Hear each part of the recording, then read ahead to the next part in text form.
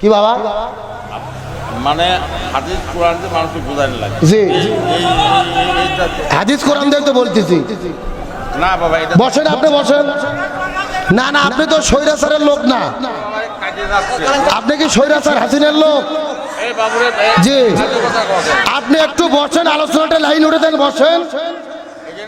এই গত 16 বছরে বাংলাদেশে আমরা দেখেছি ওই স্বৈরাচারেরা কোরআনের হক কথা বলতে দেয় নাই।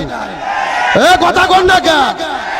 আজকে দেশ স্বাধীন হয়েছে, এখনো যদি কোরআনের সত্য কথা বলতে না পারি তে মাহফিল করে কি লাভ হবে?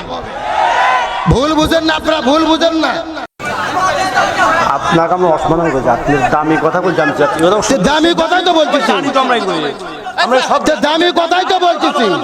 এই নারী বিষয়ক সংস্কার কমিশন গত 3 দিন আগে একটা রিপোর্ট দিয়েছে, 433টি সুপারিশ দিয়েছে। তার মধ্যে 5টা সুপারিশ সরাসরি কোরআন বিরোধী, সরাসরি হাদিস বিরোধী। এখন বলেন, কোরআন বিরোধী আইনকে আমরা বাস্তবায়ন করতে দেব? জোরে বলেন দেব? ডক্টর ইউনূসকে বলবো, এই কমিশনকেও বাতিল করতে হবে, এদের সুপারিশকেও বাতিল করতে হবে। এখন না তোকে কে রে বাবা, আমাকে ওয়াজ শিখে লাগবে। 8 বছর ওয়াজ করি, ওয়াজ লাইনে দুটোতে দেন না। না 30 মিনিটে আমরা সহ্য করতে পারতেছি না, ব্যাপার কি? না না এত কান ধরা দিলে ওয়াজ হয় নাকি? আমি অনুরোধ করে বলতে চাই বসেন, আমি শেষ পর্যন্ত কি করে আগে দেখেন। আপনাকে আমরা অসম্মান করছি, আপনি দামি কথা বলছি। দামি কথাই তো বলতেছি, আমরা সবচেয়ে দামি কথাই তো বলতেছি। আপনার সমস্যা কি? আমি কি ওয়াজ করি জানেন না? এই আমার ওয়াজ ইউটিউবে শোনেননি? আপনাদের এত সমস্যা, তাহলে গাই মার্কা বক্তার দাওয়াত দিতেন। এ কথা কন না কে? আপনার হাটক থেকে আরিয়া গরু কিনে নিয়ে এসে গাইয়ের মতো স্বভাব পাবেন। আমি যেইভাবে কথা বলি ওইভাবেই কথা চলবে। আপনার সহ্য করতে না পারলে আমাকে কেন দাওয়াত দিলে?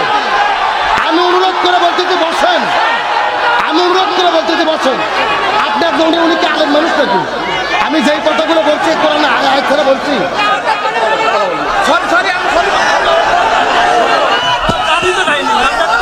আপনি বসেন, কারো কিন্তু বলবো তো আজকাল কেবল শুরু। আমি জামাতের ইউনিয়নের অফিস সেক্রেটারি। না না ওয়াজ তো কেবল শুরু হলো। আমি জামাতের ইউনিয়নের অফিস সেক্রেটারি। আপনি আপনার মতন চালায় যান, দেখতে যেখানে আছেন বসেন, আলোচনা চলছে।